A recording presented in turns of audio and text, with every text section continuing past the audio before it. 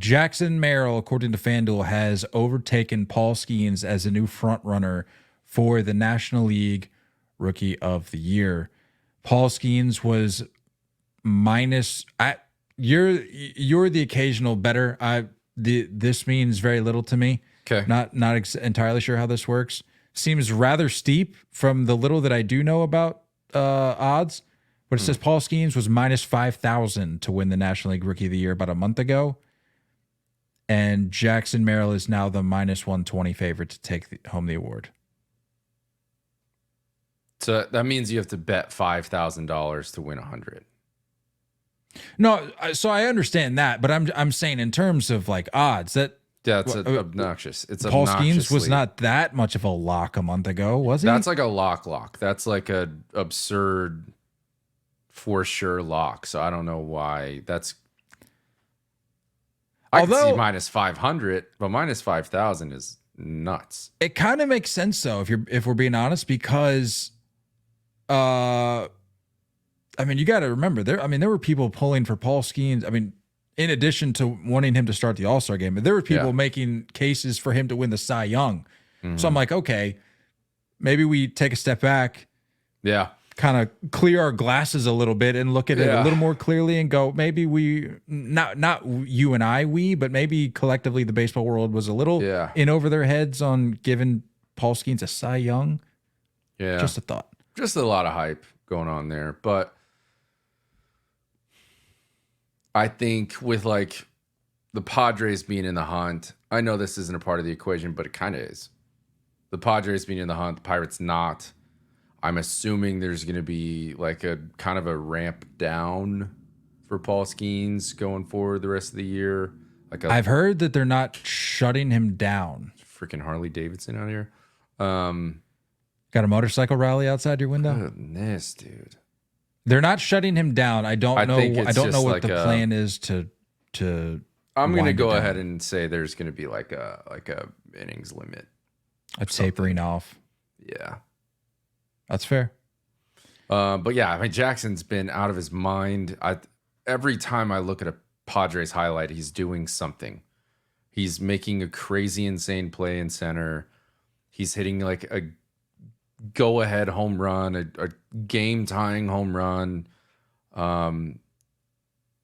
He's just full hype, man, dude. Like, it's really good. And like, when you talk about a roster full of old guys, the youth that he's providing, yeah, I'm a fan.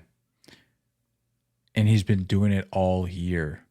He's played in 122 of the Padres' 127 games this year. And as you recall, was an all-star. On the year, he's hitting 289 with 17 jacks, 69 ribbies, 13 bags, an 804 OPS, 124 OPS plus, and a 3.4 WAR. He has the highest F4 among all NL center fielders, all qualified NL center fielders. And since the break, since July 18th, is hitting 327 with 33 hits, 5 home runs, 23 RBIs, and 22 runs scored. So to your point, anytime you flip on, the Padres are on a tear right now. Yeah. It seems. He is playing a huge part in this, huge part in this. And I don't feel like it's getting talked about enough. However, I do feel like,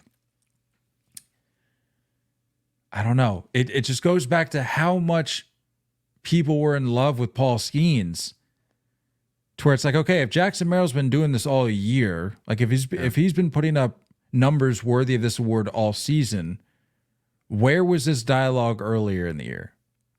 Right. I know Padres fans were protecting their boy. They were stating their case for him, and rightfully so. For once, they were right. I mean, I feel like Padres fans are never right, but they were right here. Well, let me ask you this. Who is your NL Rookie of the Year? As it stands right now, you got to sign the sheet. Yeah, Jackson Merrill for sure. Jackson Merrill. Oh, I forgot to tell you. Did you see that thing? I think it was a week ago. It was really odd. Jackson Merrill Jackson Holiday and Jackson Trio all hit a triple. I saw that. That was wild. That was all crazy. Rookies, all on the same day, all the same name. What are the odds? That's really strange. That's like really weird. Anyway, yeah, dude, I love what he's doing, man. I think he's, like I said, just this perfect, like,